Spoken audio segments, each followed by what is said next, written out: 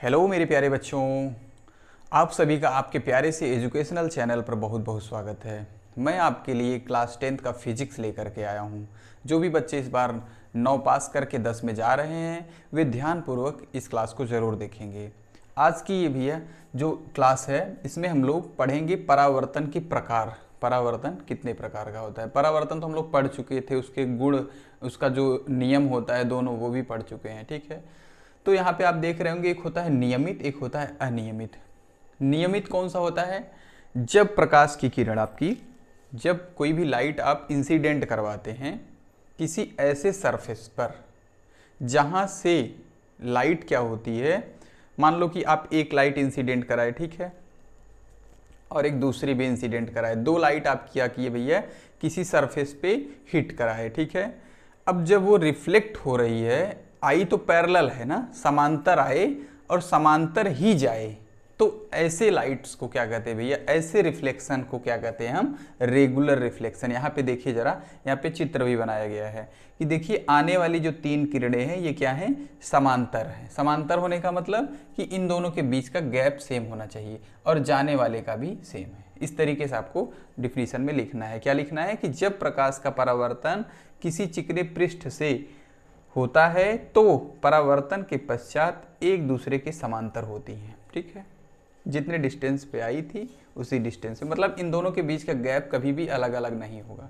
दूसरा देखिए अनियमित परावर्तन, इर्रेगुलर रिफ्लेक्शन। ऐसे सरफेस देखिए जो अनइवन होते हैं, खुरदुरे होते हैं। जब प्रकाश का परावर्तन किसी खुरदुरे सतह पर होता है तो परावर्तन के पश्चात विभिन्न दिशाओं में फैल जाती है। देखिए जरा ध्यान से, यहाँ ये लाइट आई, ठीक है, ये भी आई, तो आने वाला दोनों समांतर है, लेकिन जाने वाला जरा देखिए, एक इधर चला गया, एक इधर चला गया है, दोनों के बीच बहुत ज़्यादा डिस्टेंस हो गया है, समांतर रह नहीं गया है। तो ऐसे जब वो होते हैं भैया आपके रिफ्रैक्शन होते हैं, सॉरी रिफ्लेक्शन होते हैं, तो आप क्या कहेंगे उसको, इर्रेगुलर रिफ्लेक्शन, अनियमित परावर्तन। आइए हम लोग चलते हैं प्रकाश की उत्क्रमणीयता क्या होती है, इस पे बात करते हैं। प्रकाश की उत्क्रमणीयता का क्या मतलब है? रिवर्सिबिलिटी इसको कहा जाता है। ठीक है, कि उत्क्रम प्रक्रिया फॉलो कर रही है कि नहीं, समझिए बात को। मान लो कि ये क्या है, ये आपकी इंसिडेंट रेज है। ये कैसी रेज है? इंसिडेंट, जो आपतित होती है, ठीक है। और ये कैसी भी है? परावर्तित है, ठीक है।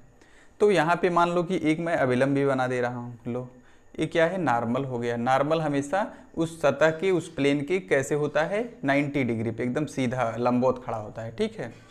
ये आपतित, ये परावर्तित, ये अभिलंब।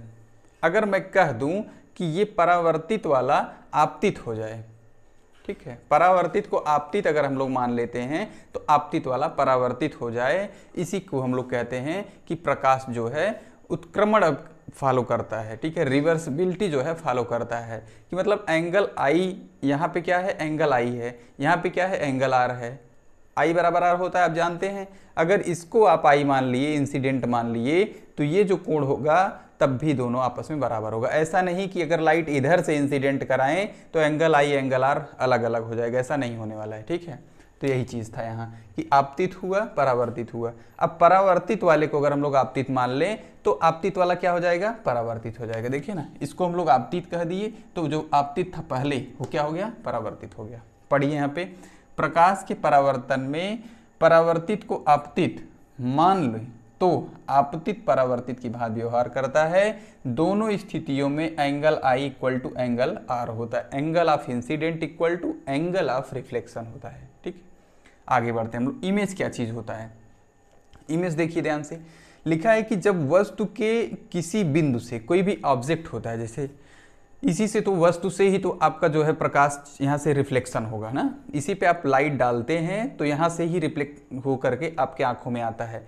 तो क्या है कि वस्तु के किसी बिंदु से चलने वाली प्रकाश की किरणें, जब इस बिंदु से प्रकाश की किरणें चलती हैं और परावर्तन या अपवर्तन के पश्चात जिस बिंदु पर मिलती है भैया, या मिलती हुई प्रतीत होती है, या तो मिल जाएगी या तो मिलती हुई प्रतीत होगी, तो उसे हम क्या कहते हैं, प्रतिबिंब कहते हैं, ठीक है।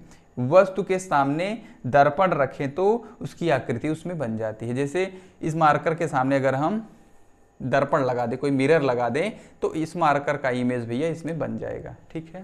ये दो प्रकार का होता है। एक वास्तविक, अभी यहाँ देखिए ना क्या लिखा गया था कि या तो मिलती हैं अब या तो प्रतीत होती हैं। जब मिलती हैं तो वास्तविक प्रतिबिंब होता है, और जब केवल प्रतीत होती हैं तो आभासी प्रतिबिंब होता है। क्या? जब किसी बिंदु वस्तु से चलने वाली प्रकाश की किरणें परावर्तन के पश्चात किसी दूसरे बिंदु पर वास्तव में मिलती हैं, उन्हें क्या कहा जाता है भैया? वास्तविक प्रतिबिंब। इसे पर्दे पर प्राप्त किया जा सकता है, इसको भी याद रखिएगा। ठीक है, आगे बढ़ते हैं। आभासी प्रतिबिंब किसे कहते हैं? जब किसी बिंदु से चलने वाली प्रकाश की किरणें परावर्तन के पश्चात किसी अन्य बिंदु पर मिलती हुई प्रतीत होती हैं, मिलती नहीं है, मिलती हुई प्रतीत होती हैं, तो उसे हम लोग क्या कहते हैं भैया? उसे हम लोग कहते हैं कि वो आभासी प्रतिबिंब है, वर्चुअल इमेज है। इसको कहते हैं रियल इमेज, इसको कहते हैं वर्चुअल इमेज। ठीक है, इसको पर्दे पर प्राप्त नहीं किया जा सकता है, लेकिन इसका फोटो जो है, इससे फोटो प्राप्त किया जा सकता है, इससे फोटो लिया जा सकता है। ठीक है, मैं आशा करता हूं भैया ये सब पॉइंट आपको समझ में आया होगा। परावर्तन के प्रकार, इधर प्रतिबिंब, उत्क्रमणीयता, ये सब मेन जो टॉपिक थे आज के लिए हमने लेकर के आया था। अगर ये चीज़ें आपको हेल्पफुल लगे तो चैनल को जरूर सब्सक्राइब कीजिएगा। धन्यवाद।